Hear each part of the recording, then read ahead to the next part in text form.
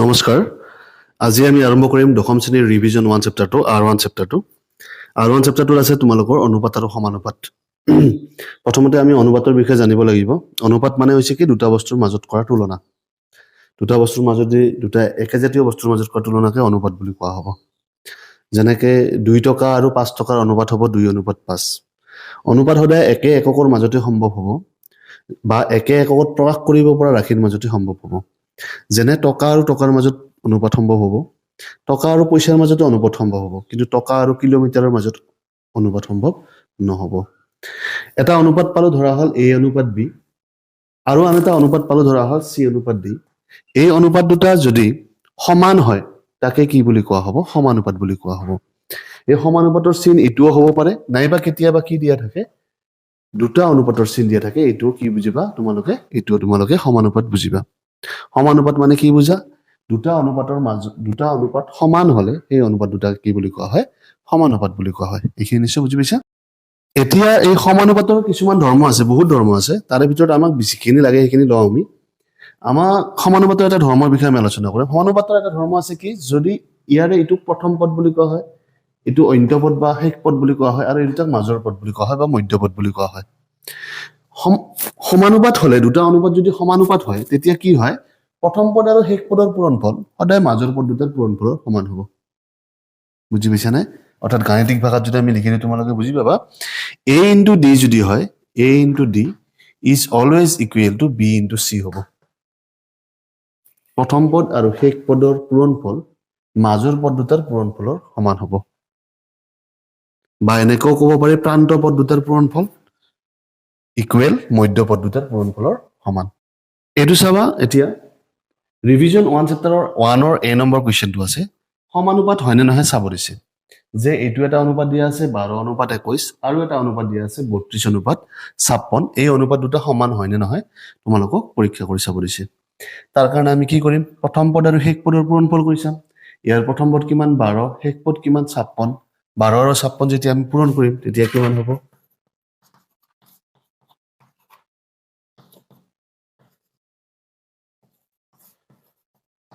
672 ঠিক তেনেদৰে এইবাৰ মধ্যপদ দুটাৰ পূৰণ কৰি চাম 21 আৰু 32 পূৰণ কৰি চাম ইয়াৰ এনসাৰ কিমান হয় চাওঁ 672 দেখিলা যে ইয়াৰ পূৰণফল যিমান ইয়াৰ পূৰণফলো সেম দুটাই একে যেহেতু দুটাই একে হল প্ৰথম পদ আৰু শেষ পদৰ পূৰণফল যেহেতু মধ্যপদ দুটাৰ পূৰণফলৰ সমান হল গতিকে আমি কি বুজাব পাৰিম যে এই অনুপাতটো আৰু এই অনুপাতটো সমানুপাত হয় সমানুপাতিক হৈ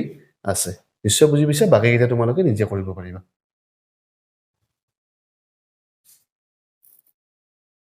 সেম কন্ডিশন এবাৰ 2 নম্বৰ সি নম্বৰ কোৱেশ্চনটো চোৱা সমানুপাতিক হয় নে নহয় এইবিলাক ইয়াতো চেক কৰিবা একে কথাটো কোৱেশ্চন দুটাই একে গতিকে ইয়াতে চাৰিটা পদ আছে চোৱা P P Q P square Q আৰু কিউ স্কয়াৰ চাৰিটা পদ আছে এই চাৰিটা পদ সমানুপাতিক হৈ আছে এনে চাব দিছে তেনেহলে প্ৰথম পদ আৰু শেষ পদৰ পূৰণফল চাব লাগিলে প্ৰথম পদ আৰু শেষ পদৰ পূৰণফল কৰি চাইলে p * q স্কয়াৰ হলে হ'ব p q স্কয়াৰ আৰু দ্বিতীয় পদ আৰু তৃতীয় পূৰণ কৰি চালে বা মধ্যপদ দুটা পূৰণ কৰি চালে আমি কি পাম pq * p square q p * p square হলে p কিউব q * q হলে q স্কয়াৰ দেখিলা দুয়োটা এনসাৰে একে হোৱা নাই যেহেতু দুয়োটা এনসাৰ একে হোৱা নাই তাৰ মানে আমি কি ক'ব পাৰো যে এই কিটা সংখ্যা কেইটা সমানুপাতিক হৈ থকা নাই নিশ্চয় বুজি পাইছা এতিয়া তোমালোকে 3 নম্বৰ কোৱেশ্চনটো চোৱা খালি ঠাই পূৰ কৰা বৃত্তৰ কালি a = πr² তোমালোকে জানা বৃত্তৰ কালি হৈছে πr² π * ব্যাসাৰ্ধৰ স্কয়াৰ এতিয়া তোমালোকক কোৱেশ্চন উঠিছে যে a বাঢ়ি যায় তেন্তে r কি হ'ব যদি a বাঢ়ি যায় তেতিয়া r কি হ'ব আমি তাৰ আগতে আমি এনেকুৱা দুখন লিষ্ট যদি বনাই লও দুটা কোৱেশ্চনই হ'ব ইয়াতে 1 নম্বৰ আৰু 2 নম্বৰ দুটা কোৱেশ্চনই ইয়াতে হৈ যাব 2 নম্বৰটো নহয় বাৰু 1 নম্বৰটো কোৱেশ্চন দুটা আছে এই দুটাই হৈ যাব দুটা খালি ঠাই হৈ যাব আমাৰ আৰু মানটো যদি আমি বহাই দিও আৰু মানটো বহাই দেই চোৱাচোন π * 1 স্কয়াৰ ইয়াতে 1 আছে π * 1 square means 1 square π π * 1 square means 1 square মানে 1 π that means π π * এবাৰ ইয়াত যদি 2 বহাই চাও π * 2 স্কয়াৰ that means 4 π 3 বহাই চালে কি হ'ব 3 3 গুণ 9 পাই 9 পাই 4 বহাই দিলে কি হ'ব 4 4 গুণ 16 16 পাই দেখিছানে তোমালোকে যেতিয়া r2 বাঢ়ি গৈ আছে যিমানে বাঢ়ি গৈ আছে ইয়াতে কালিটো কিমানে বাঢ়ি গৈ আছে পাই 4 পাই 9 পাই 16 পাই ক্ৰমান্বয়ে বাঢ়ি যায় পাইৰ মানটো যদি তোমালোকে বহুৱাই দিয়া তথাপিও বাঢ়ি যাই থকা দেখিবা বাঢ়ি গৈ থকা দেখিবা তোমালোকে নিশ্চয় বুজি পাইছা অৰ্থাৎ ব্যাসাৰ্ধ বাঢ়ি গৈ থাকিলে ইয়াৰ কালিটোও বাঢ়ি গৈ থাকিব আন ৰকমে যদি আমি বুজাই দিব বিচাৰো যদি এটা ছবি আঁকি বুজাও যে এইটো এটা বৃত্ত ইয়াৰ ব্যাসাৰ্ধটো সৰু এইটো এটা বৃত্ত ইয়াৰ ব্যাসাৰ্ধটো কি হ'ব ডাঙৰ এইটো আৰু এটা বৃত্ত ইয়াৰ ব্যাসাৰ্ধটো আকৌ অলপ ডাঙৰ তোমালোকে দেখিছা ইয়াৰ ব্যাসাৰ্ধটো যিমান ইয়াত ইটো সৰু ইটো ডাঙৰ ইয়াতকে আকৌ ইটো ডাঙৰ দেখিবা না ইয়াৰ কালি কিমান হ'ব সৰু হ'ব ইয়াৰ কালি তাতকৈ অলপ বেছি হ'ব এইটোৰ কালি আকৌ সবতকৈ বেছি হ'ব তোমালোকে নিশ্চয় বুজি পাইছা অৰ্থাৎ ব্যাসাৰ্ধ বাঢ়িলে ইয়াৰ কালিটোও বাঢ়ে নিশ্চয় বুজি পাইছা এতিয়া এনসাৰ দুটা তোমালোকে বুজি পাইছা এ বাঢ়িলে কালি বাঢ়িলে ব্যাসাৰ্ধ বাঢ়িব আৰ বাঢ়িব ঠিক তেনেদৰে আৰ কমিলে ব্যাসাৰ্ধ যদি কমি যায় তেনেহলে এ কি হৈ যাব এও কমি যাব নিশ্চয় বুজি পাইছা এই দুটা কুৱেশ্যন এতিয়া তোমালোকে দুখন টেবুল লক্ষ্য কৰা দুখন টেবুল লক্ষ্য কৰা টেবুল নম্বৰ 1ত লক্ষ্য কৰা x ৰ ভ্যালু বিলাক আছে 1 2 3 4 ঠিক তেনেদৰে y ৰ ভ্যালু বিলাক আছে 2 4 6 8 অৰ্থাৎ x যিমানে বাঢ়ি গৈ আছে y ত সিমানেই বাঢ়ি গৈ আছে এবাৰ টেবুল নম্বৰ 2 লক্ষ্য কৰাচোন x আছে 1 2 4 8 y দিয়া আছে 16 8 4 2 কি দেখিলা ইয়াতে দেখিলা যে x ৰ ভ্যালু যিমানে বাঢ়ি গৈ আছে y ৰ ভ্যালু সিমানেই কমি গৈ আছে তোমালোকে এই টেবুল দুখন ভালদৰে বুজি লোৱাচোন ইয়াত কি হৈছে x ৰ মান যিমানে বাঢ়ি গৈ আছে y ৰ মানো সিমানেই বাঢ়ি গৈ আছে x ৰ মান যদি বাঢ়ি গৈ আছে y ৰ মানো বাঢ়ি গৈ আছে কিন্তু এইখন টেবুলত চোৱা x ৰ মান যিমানে বাঢ়ি গৈ আছে y ৰ মান সিমানেই কমি গৈ আছে ক্ৰমান্বয়ে ডাউনফল হৈ আছে 16 ৰ পৰা 8 8 ৰ পৰা 4 4 ৰ পৰা 2 হৈছে এনে ধৰণৰ অনুপাত বিলাকক কোৱা হয় প্ৰত্যক্ষ সমানুপাত প্ৰত্যক্ষ অনুপাত বুলি ক'ব পাৰি বা প্ৰত্যক্ষ সমানুপাত বুলি ক'ব পাৰি এনে ধৰণৰ বিলাকক কোৱা হয় প্ৰত্যক্ষ সমানুপাত আৰু এনেকুৱা বিলাকক ব্যস্ত সমানুপাত বুলি কোৱা হয় কি বুলি কোৱা হয় ব্যস্ত সমানুপাত এইটো প্ৰত্যক্ষ সমানুপাত আৰু এইটো হৈছে ব্যস্ত সমানুপাত অৰ্থাৎ কোনো এটা মান যদি বাঢ়ি গলে আন এটা মান যদি কমি গৈ থাকে তাক কোৱা হয় ব্যস্ত সমানুপাত আৰু কোনো এটা মান বাঢ়ি গলে আন এটা মান যদি বাঢ়ি গৈ থাকে তেনেহলে এইটো কোৱা হয় প্ৰত্যক্ষ সমানুপাত বা কোনো এটা মান কমি গলে আন এটা মান যদি কমিয়ে গৈ থাকে দুয়োটা একে একে সাইজতে যদি গৈ থাকে তেনেহলে কি হ'ব কমিলে কমে বাঢ়িলে বাঢ়ে যদি তেনেহলে এইটো হয় প্ৰত্যক্ষ সমানুপাত আৰু কমিলে বাঢ়ে বা বাঢ়িলে কমে তেনেহলে এইটো কি হ'ব ব্যস্ত সমানুপাত এটা উদাহৰণ মই কৈ আছো এটা কলমৰ দাম দিয়া আছে 10 টকা এটা কলমৰ দাম দিয়া আছে 10 টকা এতিয়া আমি এই ক্ষেত্ৰত দুটা এনসাৰ উলিয়াম এই এনসাৰ দুটা উলিয়াম এটা আমি বহুৱাই দিম আনটো অটোমেটিক্যালি ওলাই যাব কলমৰ সংখ্যা যদি 1 হয় তেতিয়া মুঠ দাম কি হ'ব 10 টকা হ'ব তোমালোকে বুজি পাইছা কলম যদি দুটা আনো তেতিয়া দাম কেই টকা দিব লাগিব 20 টকা গুড কলম যদি তিনিটা আনো তেতিয়া কেই টকা দিব লাগিব 30 টকা লক্ষ্য কৰিলানে যিমানে এটা বস্তুৰ দাম এটা বস্তুৰ সংখ্যা বাঢ়ি গৈ আছে ইয়াৰ দামটোও বাঢ়ি গৈ আছে অৰ্থাৎ এটা বাঢ়িলে যদি আন এটা বাঢ়ে এইটো কি বুলি কোৱা হ'ব প্ৰত্যক্ষ সমানুপাত বুলি কোৱা হ'ব কি বুলি কোৱা হ'ব প্ৰত্যক্ষ সমানুপাত আৰু এটা উদাহৰণ দিছো চোৱা একজন মানুহৰ কোনো নিৰ্দিষ্ট খোৱা বস্তু এটা নিৰ্দিষ্ট ধৰণৰ খোৱা বস্তু থৈছো এই খোৱা বস্তুখিনিৰে 20 দিন যায়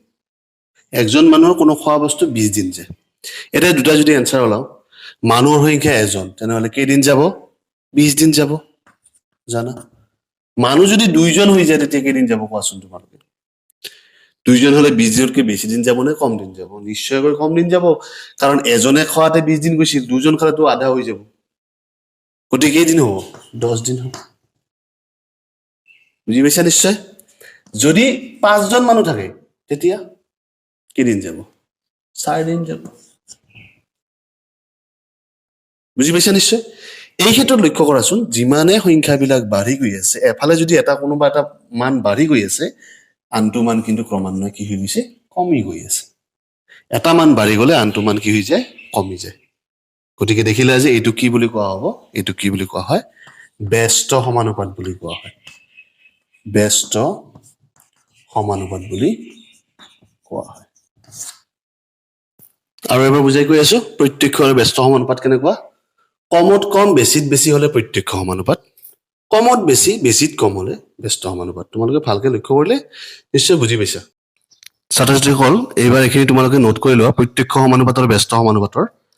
এক্স আৰু ৱাই প্ৰত্যক্ষ সমানুপাত হলে ইয়াক কেনেকৈ লিখিব লাগে এক্স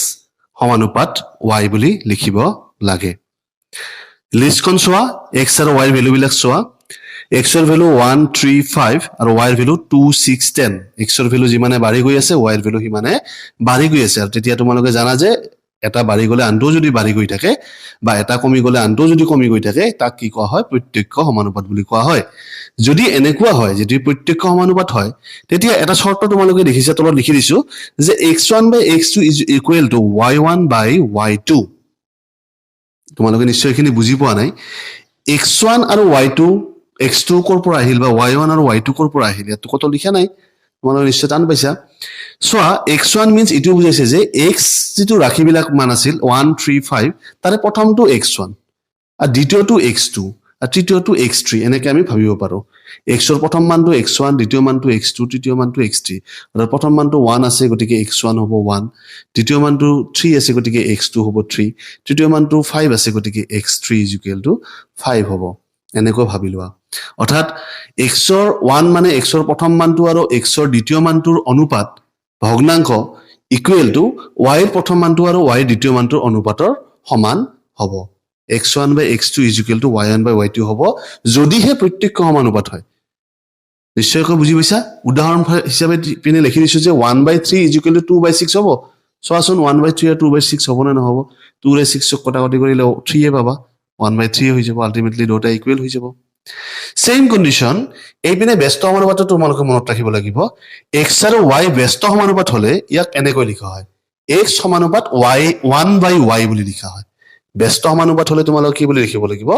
1 by y বুলি লিখিব লাগিব এইটো তোমালোকে মনত ৰাখিবা লিষ্টখন চোৱা এতিয়া x আৰু y ৰ ভ্যালুবিলাক চোৱা x ৰ ভ্যালুবিলাক চোৱাচোন x ৰ ভ্যালু 1 থাকিলে y ৰ ভ্যালু 10 হৈছে x ৰ ভ্যালু 2 হোৱাৰ সময়ত y ৰ ভ্যালু হৈছে 5 x ৰ ভ্যালু 5 হোৱাৰ সময়ত y ৰ ভ্যালু হৈছে 2 দেখিলা যে x ৰ ভ্যালু যিমানে বাঢ়ি গৈ আছে y ৰ ভ্যালু ইমানে কমি গৈ আছে গতিকে এইটো কি সমানুপাত হ'ব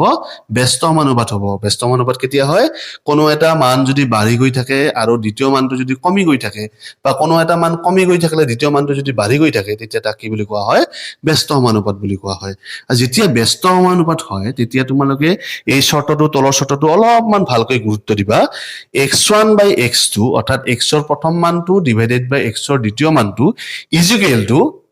y1 by y2 নহয় কিন্তু y2 by y1 হ'ব ওলোটা হ'ব অৰ্থাৎ y ৰ দ্বিতীয় মানটো ডিভাইডেড বাই y ৰ প্ৰথম মানটো হ'ব ফৰ এক্সাম্পল চোৱাচোন x ৰ প্ৰথম মানটো আছিল 1 বাই x ৰ দ্বিতীয় মানটো আছিল 2 1 by 2 is equal to y ৰ দ্বিতীয় মানটো আছিল 5 আৰু y ৰ প্ৰথম মানটো আছিল 10 গতিকে 5 by 10 হ'ব 10 by 5 নহ'ব 5 by 10 হ'ব ভালকৈ বুজি পাইছা নিশ্চয় এতিয়া আমি কোৱেশ্চন আনসাৰ বিলাক কৰিব পাৰো ৰিভিজন 1 চেপ্টাৰৰ 3 নম্বৰ কোৱেশ্চনৰ 2 নম্বৰটো চোৱা এখন গাড়ী ভ্ৰমণৰ সময় হৈছে t আৰু দূৰত্ব হৈছে d অতিক্ৰম কৰা দূৰত্ব d আৰু অতিক্ৰম কৰোতে লগা সময় হৈছে t এতিয়া লিষ্টখন চোৱা সময় যদি 1 এতিয়া দূৰত্ব হৈছে 4 সময় যদি 2 দূৰত্ব হৈছে 8 সময় 3 হলে দূৰত্ব 12 দেখিলা কি হৈ গৈ আছে যিমানে এইটো বাঢ়ি গৈ আছে এইটোও বাঢ়ি গৈ আছে গতিকে আমি এইটো কি বুলি ক'ব পাৰিম ডাইৰেক্ট আমি ক'ব পাৰিম এইটো কি সমানুপাত প্ৰত্যক্ষ সমানুপাত এটোক আমি কি বুলি ক'ব পাৰিম প্ৰত্যক্ষ সমানুপাত বুলি ক'ব পাৰিম এতিয়া এই ভ্যালু বিলাক উলিয়াব লাগে চোৱা এই ভ্যালু উলিয়াবৰ কাৰণে যেটো ভ্যালু লাগে এটো তুমি x বুলি ভাবি লোৱা আৰু ইয়াত যিবিলাক দিয়া আছে মান এটো দিয়া আছে এটো দিয়া আছে এটো দিয়া আছে এটো দিয়া আছে এটো দিয়া আছে তাৰে ভিতৰত যিকোনো এটা মান লোৱা প্ৰত্যক্ষ সমানুপাত হলে কি আছিল x ৰ প্ৰথম মানটো আৰু x ৰ দ্বিতীয় মানটো আমি দ্বিতীয় মানটো নলওঁ আমি যেটো লাগে এটো লম ৰাহল এটো আৰু এটো লম x ৰ প্ৰথম মানটো ডিভাইডেড বাই x ৰ দ্বিতীয় মানটো ইজ ইকুৱেল টু y ইটো y ৰ প্ৰথম মান y দ্বিতীয় মান ইটো y যদি কৈছো x আছে বুলি ভাবি ল'ব নলবা আৰু এটো মই এনে কৈ আছো তেতিয়া যে দিছিলো যে আমি প্ৰত্যক্ষ আৰু ব্যস্ত ইটো x বুলি ভাবিছিলো ইটো y বুলি ভাবিছো আমি তেনেকৈ ভাবিব লাগে দ্বিতীয়তে আমি কি কৰিম যে ইয়াৰ ইটো আৰু ইটোৰ অনুপাত ইজ ইকুৱেল টু এইটো আৰু এইটোৰ অনুপাত 4/x এটো ভ্যালু উলিয়াই দিয়া বজ্ৰ পূৰণ কৰি দিয়া x 1 গুণ x 6 4 গুণ 24 গতিকে এটোৰ ভ্যালু কিমান পালা তোমালোকে 24 পালা ইয়াৰে তোমালোকে এইটো যে লৈছো এইটো নলয় না এইটো লব পাৰা একে কথা এনসাৰটো একে ওলাব সবা চেক কৰি দিম মই তোমালোকক এবাৰ চেক কৰি দিম তোমাক চোৱা যদি এই ভ্যালু দুটা লও যদি 2 আৰু যদি 6 লও ইজ ইকুৱেল টু লব লাগিব 8 আৰু x এটো x ধৰিছিল না 8 আৰু x ধৰিব লাগিব এটা আছাচোন 2x 2y6 8 গুণ 48 এতিয়া x ৰ ভ্যালু কিমান হ'ব 48 ডিভাইডেড বাই 2 2 গুণ 4 2 7 that is equal to 24 দেখিলানে দুটাৰ आंसर কি হ'ল একে आंसर ল ফাৰ্স্ট নম্বৰ কোৱেশ্চনটো চোৱা x ৰ ভ্যালু আছিল 1248 y ৰ ভ্যালু আছিল 3216 8 আৰু এটা মান উলিয়াব দিছে দেখিলা যে x ৰ ভ্যালু যিমানে বাঢ়ি গৈ আছে y ৰ ভ্যালু সিমানে কি হৈ গৈছে কমি গৈ আছে গতি কমি গৈ থাকিলে এটো আমি লগলে গম পালো এটো কি সমানুপাত ব্যস্ত সমানুপাত আৰু ব্যস্ত সমানুপাত হলে কি কৰে যিকোনো এটা দিয়া থকা মান ধৰা এটো ধৰিলো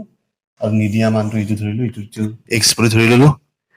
গতি কি কৰিম 1/8 এইবাৰ কিন্তু 32/x নহব ওলটা হ'ব ব্যস্ত সমানুপাত হলে কি হ'ব 32/x নহয় কি হ'ব x/32 হ'ব x/32 এটা যদি তোমালোকে সৰল কৰে গম পাবা 8x = 32 x = 8 গুণ 32 গতিকে ইয়াৰ আনসাৰটো কিমান হ'ব 4 হ'ব নিশ্চয় বুজি পাইছা কোৱেশ্চন নম্বৰ 4 টো বহুবাৰ আহিছে এসএসএলসি এক্সামত একেবাৰে সহজ p সমানুপাতে q দিয়া আছে যে p আৰু q সমানুপাত p যদি 6 হয় p 6 হলে q কি হয় 30 হয় p 2 হলে q কিমান হ'ব p 6 হলে q 30 হয় p 2 হলে q কিমান হ'ব আমি এখন লিষ্ট বনাই লব কৰিব পাৰো p আৰু q লিষ্ট দুটা মান দুটা যদি বহুৱাই দিও p ৰ মান কিমান আছিল 6 তেতিয়া q ৰ মান কিমান আছিল 30 p ৰ মান কি দিয়া আছে 2 q ৰ মান কিমান দিয়া আছে আমাক উলিয়াব দিছে গতিকে আমি x বুলি ধৰি ললো এইটো কি বুলি কোৱা আছে সিম্বলটো চাই দেখিছা এইটো কি প্ৰত্যক্ষ সমানুপাত কি সমানুপাত প্ৰত্যক্ষ সমানুপাত যদি ব্যস্ত সমানুপাত হলে তেতিয়া কি হল p সমানুপাত 1/q বুলি কল হয় p সমানুপাত 1/q বুলি কল হয় এটো কি দেখিলো আমি যেটো 1/ দিয়া নাই গতিকে এটো কি আছে এটো কি হ'ব প্ৰত্যক্ষ সমানুপাত যদি প্ৰত্যক্ষ সমানুপাত কি হয় 6/2 is equal to 30/x এই দুটাৰ অনুপাত is equal to এই দুটাৰ অনুপাত যদি এটো আমি সৰল কৰো 6x is equal to 2 into 30 that is equal to 6x is equal to 60 x is equal to 10 একদম ইজি আজিৰ এই ভিডিওটোত বেছি মই এডিট নকৰো এনেকৈ বনাই দিব লাগিব কাৰণ বেছি এডিট কৰিবলৈ গলে বহুত টাইম লাগি যায় গতিকে ভিডিও বনাবলৈ অসুবিধা লাগে তেতিয়া এনেকৈ দিম কিবা অলপ ভুল গুটি থাকিলে তোমালোকে দেখুৱাই দিবা তলত কিবা লিখোতে ভুল হ'ব পাৰে বানানচনত গতিকে নহয় জেনেৰেলি তথাপি কেতিয়াবা হৈ যায় ভাবি থাকো কিবা লিখি থাকো কিবা গতিকে ইয়াত আজি চেপ্টাৰটো আমি থুলমূলকৈ আলোচনা এটা কৰি দিওঁ ৰিভিজন 1 চেপ্টাৰটো যে ৰিভিজন মিন্স আগৰ চেপ্টাৰ তোমালোকে পাই আহিছা অনুপাত সমানুপাত ক্লাস 6 ৰ পৰা ক্লাস 5 6 মানৰ পৰা পাই আহিছা অনুপাত মানে হৈছে দুটা বস্তুৰ মাজত তুলনা দুটা অনুপাত যদি সমান হয় তাকে প্ৰত্যক্ষ সমানুপাত দুটা অনুপাত যদি সমান হয় তাক সমানুপাতিক বুলি কোৱা হয় সমানুপাত বুলি কোৱা হয় সমানুপাতৰ ক্ষেত্ৰত আৰু এটা সমানুপাত আছে তোমালোকৰ কিতাপত নাই ইয়াত সেইটো হৈছে ক্ৰমিক সমানুপাত তোমালোকৰ ইয়াত নাই সেইকাৰণে মই দিয়া নাই ক্ৰমিক সমানুপাত কেতিয়া হয় যেতিয়া মাজৰ পদ দুটা একে হয় a is to b is equal to b is to c হলে অৰ্থাৎ মাজৰ পদ দুটা যদি সেম পদ হয় যেনে উদাহৰণ 1:3 3:9 এই দুটা কি অনুপাত বুলি কোৱা হ'ব এই তিনিটাক 1 3 আৰু 9 কি কোৱা হ'ব ক্ৰমিক সমানুপাত বুলি কোৱা হ'ব যেতিয়া ক্ৰমিক বুলি কোৱা হয় তেতিয়া কি বুজিবা যে এইটো মাজৰ পদ দুটা আছে 1 অনুপাত 3 3 অনুপাত 9 এই তোমালোকক মই দিয়া নাই তাৰ পিছত দিলো আমি প্ৰত্যক্ষ সমানুপাত আৰু ব্যস্ত সমানুপাতৰ বিষয়ে প্ৰত্যক্ষ সমানুপাত কোনবিলাক যেতিয়া কমত কম বেছিত বেছি হয় তেতিয়া হেতু কোৱা হ'ব প্ৰত্যক্ষ সমানুপাত যত কমত বেছি বেছিত কম হলে ওলটা হৈ গলে তেতিয়া কোৱা হ'ব ব্যস্ত সমানুপাত প্ৰত্যক্ষ সমানুপাতৰ ক্ষেত্ৰত আমি পালো এটা formula x1 by x2 is equal to y1 by y2 ঠিক তেনেদৰে ব্যস্ত সমানুপাতত আমি কি পালো x1 by x2 is equal to y2 by y1 এইখিনি ইয়াতে বিশেষ ইমান ডাঙৰ একো নাই গতিকে এইখিনি নিশ্চয় বুজি পাইছা আজিলৈ ইমানে নেক্সট চেপ্টাৰ আমি ৰিভিজন 2 আৰম্ভ কৰিম ধন্যবাদ আজিলৈ ইমানে ভিডিঅ'টো ভাল পালে লাইক কৰিব কমেন্ট কৰিব শ্বেয়াৰ কৰিব আৰু ডিবি মন্ত্ৰ চেনেলটো সাবস্ক্ৰাইব কৰিবলৈ নাপাহৰিব ধন্যবাদ